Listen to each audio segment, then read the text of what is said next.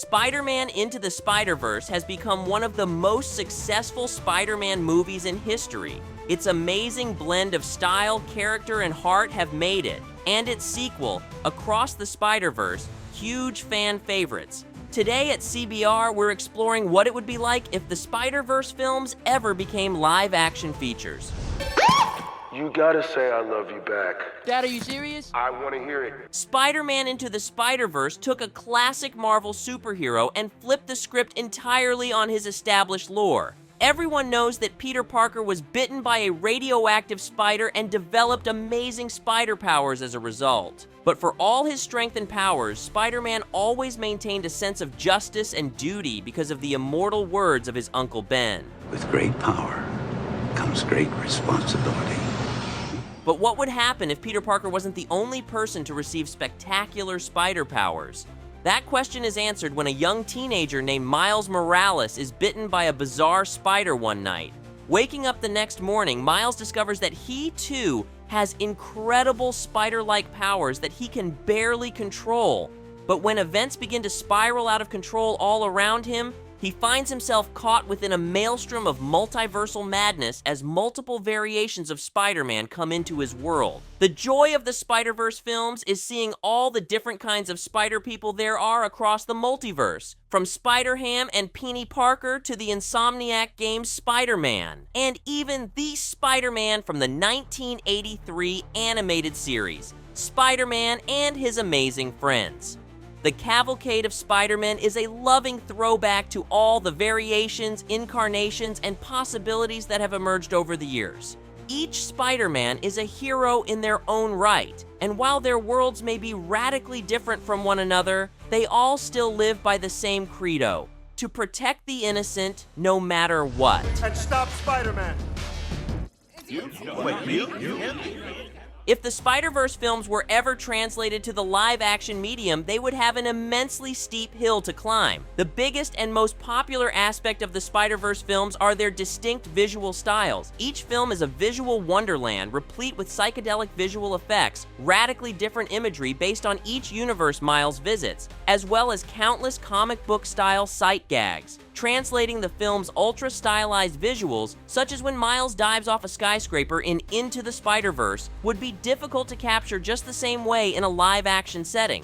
It is possible, but it would be very difficult. If the visual style is copied just right, then a live-action Spider-Verse movie would have to find the perfect cast to bring the roster of Spider-Men to life. It's all pretty crazy. Would be great to discuss. Bringing actress Haley Steinfeld into the fray, who is already the voice actress for major character Spider-Gwen, would be a solid choice. With the appropriate hairstyle and a good Spider-Gwen outfit, Haley would nail the live-action version of the alternate universe Spider-Man perfectly. I was looking for clues. Clues? As for Miles, Stranger Things veteran Caleb McLaughlin would be an amazing pick.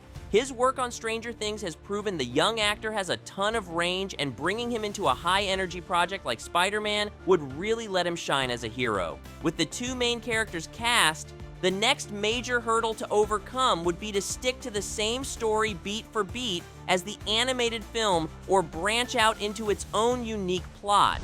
You're like me. I don't want to be.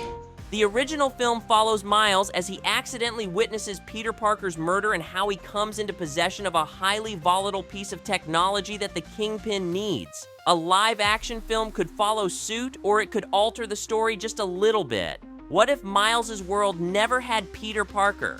What if he was the first Spider-Man to exist in his New York City? And instead of the Kingpin chasing after him, what if a villain such as Morlun appeared out of a multiversal rift? Morlun himself is known for traversing the multiverse in search of Spider-Men to defeat, so it would make sense for him to randomly appear in Miles' world. Being chased by the nigh-invulnerable villain, Miles would race across the city in a desperate attempt at escaping him. Just when things look their bleakest, a salvo of spiderwebbing flies over his head and blasts Morlun to a wall. Miles looks up to see Spider-Gwen, Julia Carpenter, and the 1994 animated series Spider-Man. Oh yeah, we're going all out with this one. All in various classic Spidey poses. Morlun breaks free, but not in time to give chase to Miles and the other Spider friends. Just like the animated film, Miles learns of the multiverse and how there are countless other versions of Spider-Man in existence. Now banded together, all the Spider Heroes must unite their powers to defeat Morlun and avenge all the other Spider-Men that he's defeated in the past. Morlun might not be the most iconic Spider-Man villain, but that's okay. He could easily pull in the help of other villains from across the city like Alistair Smythe, Shocker, or any other bad guy willing to step up to a team of superheroes. With a team of supervillains ready to fight the team of superheroes, the live-action Spider-Verse film can match similar beats from the animated version while still telling its own story. You don't tell anyone who you are. No one can know.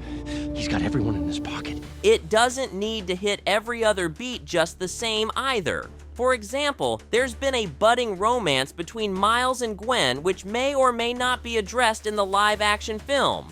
What if Miles gets the hots for Julia Carpenter? Or Jessica Drew for that matter? Or what if he never develops a love interest, but maybe a friendly rivalry with another Spider-Man, like Spider-Man Noir or Ben Reilly? It would be fun watching Miles trade quips and skills with another Spider-Man as the two tag team a team of Spider Slayers. And just like the animated film, a live-action Spider-Verse movie would have to end on a huge cliffhanger that teases what else lies in the multiverse. What makes the Spider-Verse films work so well isn't just the rush of familiar faces, but the care and attention that goes into representing each and every one of them. A live-action film is no different. If every iteration of Spider-Man that is shown is given their fair share of detail and care, then the movie will work. Simply parading a who's who of various Marvel characters won't cut it. Having some awesome cameos, such as Japanese live-action Spider-Man, or even Italian Spider-Man, go look up that internet classic, would be hilarious. I'm going to miss him. Yeah. We were friends, you know.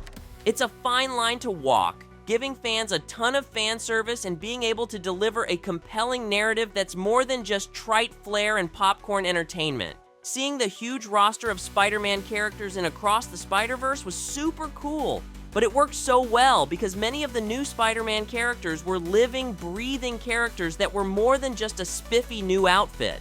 At the heart of every good Spider-Man story, regardless if it's a comic or a movie, is a central theme of hope and perseverance against impossible odds. It doesn't matter how big the villains are, it doesn't matter how wild the action gets, and it doesn't matter how silly the one-liners are. If the story has no soul, then it's not a good Spider-Man story. The Spider-Verse films have proven concretely that they understand the heart that beats within a great Spider-Man story.